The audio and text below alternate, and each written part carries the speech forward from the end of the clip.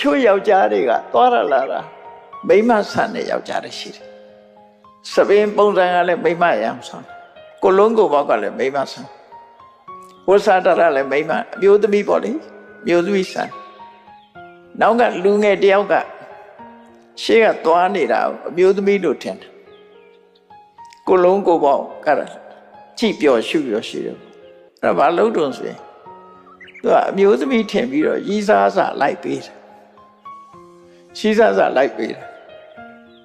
အနန္တရောက်တော့မျက်နှာကဒီဘက်လည်းလှည့်လိုက်ရောဟိုကနှကမ်းမွေးကြီးနဲ့ဖြစ်တော့ဟိုက်ဆိုစားတော့ကြသွားတယ်ကာတွန်းနဲ့မှပါတာပြောတာနော်ဖုံဖုံပြောတာမဟုတ်ဘူးအဲ့တော့ဖုံဖုံအရွယ်ဖတ်ဖူးတဲ့လူသိလိမ့်မယ်အဲ့ဒါ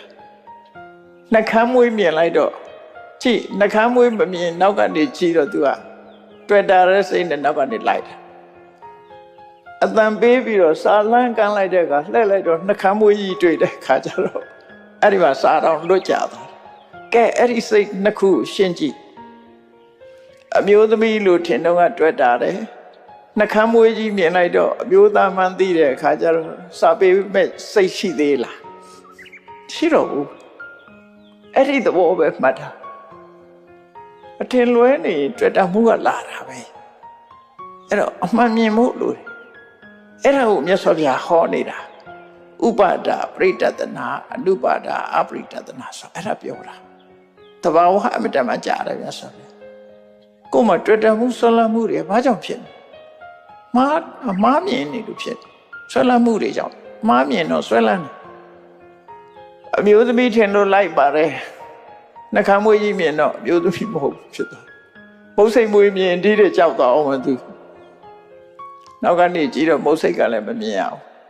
နှကမ်းမွေးကလည်းမမြင်အောင်အဲ့တော့ဘုန်းကြီးတို့တွေဟာကိုလှုပ်ထားလည်းမဟုတ်ဘူးကိုလည်းမဟုတ်ဘူးကိုပိုင်တာလည်းမဟုတ်ဘူးဆိုတဲ့အပေါ်မှာဆွဲလန်းမှုတွေဖြစ်နေကြတယ်အဲ့ဒီဆွဲလန်းမှုဖြစ်လို့ရှိရင်တန်တမှုတွေဖြစ်တယ်တန်တမှုဖြစ်လို့ရှိရင်ဘာဖြစ်တော့ဆိုလို့ရှိရင်ဆွေမှုတွေစိတ်ပင်ပန်းမှုတွေတောကတွေအကုန်ဆက်လာတာ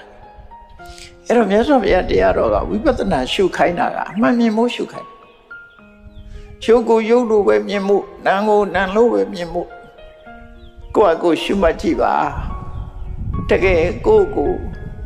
တကယ်စူးစိုက်ကြည့်ပြီးတော့